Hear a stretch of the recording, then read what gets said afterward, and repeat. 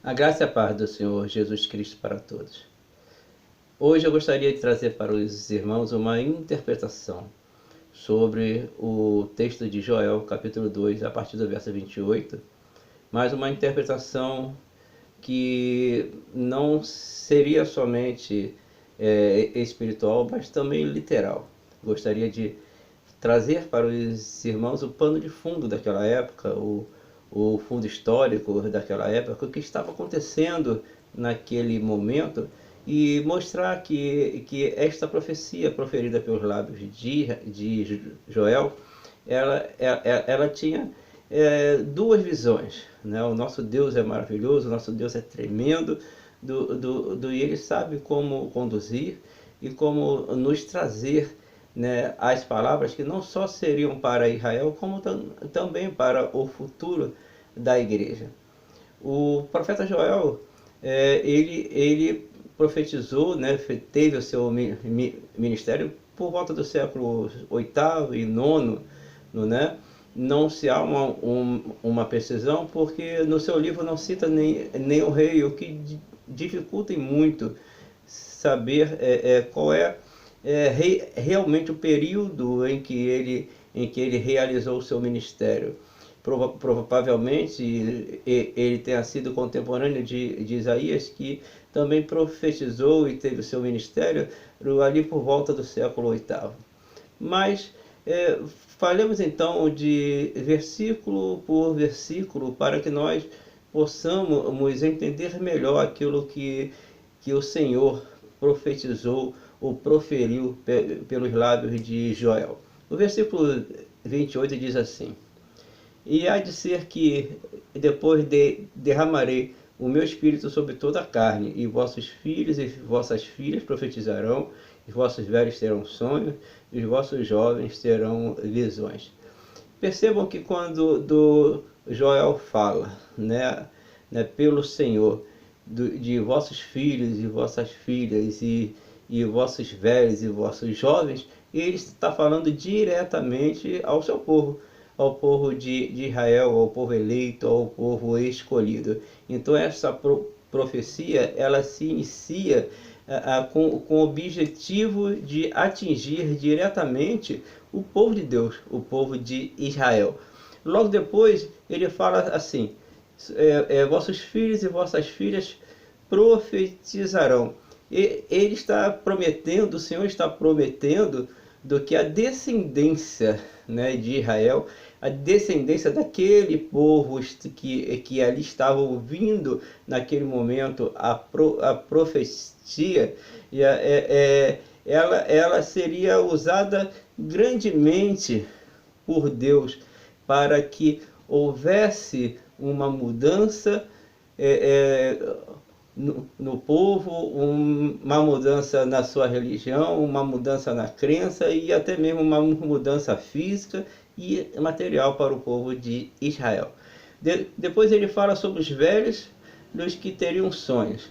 O que nós podemos entender, né, neste momento é que os velhos, vendo com toda a literalidade de que nós podemos perceber, ele diz que os velhos poderiam sonhar, poderiam ver mais à frente, poderiam ver, ter esperança de que haveria de fato algo diferente, que Deus faria diferença no seu povo. Os velhos poderiam sonhar com uma vida melhor, os velhos poderiam sonhar com ação de Deus na sua vida, poderiam sonhar com o Israel mais próspero, um Israel em paz, né? Então os velhos teriam esperança. O que lhes faltava naquele momento de fome, de tristeza e de angústia. Logo depois ele fala: os vossos jovens terão visões. Podemos ver aí também com uma certa literalidade, né? Os jovens que mais tarde, né, seriam usados por Deus, teriam visão, eles veriam mais adiante, eles fariam acontecer o futuro, poderiam vislumbrar e projetar um futuro grandioso para Israel. Então Deus está dizendo a ele, a sua descendência vai fazer com que Israel cresça, vai fazer com que Israel prospere, vai fazer com que novamente olhem para mim, vislumbrem para mim e recebam de mim as bênçãos. Lá no versículo 29, ele vai dizer ainda o seguinte: e também sobre os seus servos e sobre as servas, naqueles dias derramarei o meu espírito. Nesse momento, Deus está mostrando do que ele vai abrir um precedente, que ele vai trazer a graça agora para dentro desse povo. Ele vai trazer entre os servos e servos gentios, que eram escravos deles, né? Todos aqueles estrangeiros que peregrinavam ou eram escravos do seu povo, também pudessem receber da mesma profusão do Espírito, que eles também participariam disso tudo. É a primeira vez que Deus mostra que estaria abrindo, né, precedentes para um povo que não era seu, né? Um povo que não procurava, né? E que ele buscou por causa da dureza do coração do seu próprio povo. Já lá nos versos 30 e 31 diz assim: e mostrarei prodígios no céu e na terra, sangue, fogo e colunas de fumaça. O sol se converterá em trevas e a lua em sangue, antes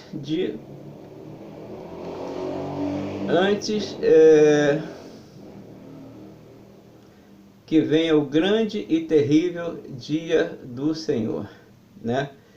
Esse versículo, ele denota o quanto para o futuro era esta profecia, o quanto para frente era esta profecia, e que quando ele lhe derramasse do seu espírito, e essa dispensação seguiria até o final dos tempos, seguiria até o fim de todas as coisas, né? Seguiria até realmente a grande tribulação que já estava descrita nos livros de Daniel e que mais tarde seria revelado ao profeta João. Não é isso? Veja só o que diz o verso 32, então. E há de ser que todo aquele que invocar o nome do Senhor será salvo, porque no monte Sião e em Jerusalém haverá livramento, assim como disse o Senhor, entre os sobreviventes, aqueles que o Senhor chamar.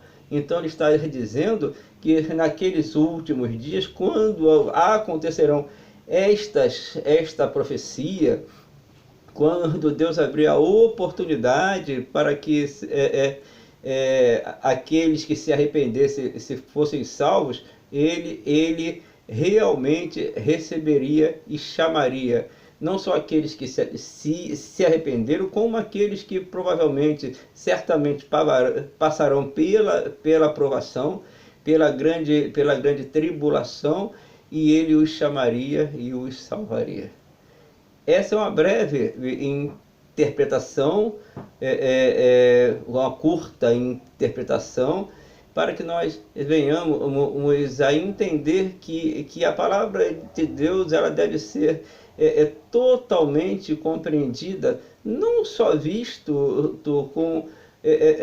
pela parte espiritual, mas também precisamos reconhecer, né, isso, e entender a parte literal dela, aquilo que aconteceu na época, o seu fundo histórico, para que nós venhamos compreender o que motivou Deus a usar naquele momento o profeta para falar, né, para profetizar sobre o povo de Israel e sobre as coisas futuras, né? Que Deus possa abençoar a todos. Eu sou o Bispo Luiz Tamburro, da Assembleia de Deus, Ministério Cristo Vive, de Bacaxá, Saquarema, Rua Alfredo Menezes, 307, em Bacaxá, próximo do Colégio Washington Luiz. Venha nos fazer uma visita, tá, né? Toda quarta-feira e todo domingo às 19h30.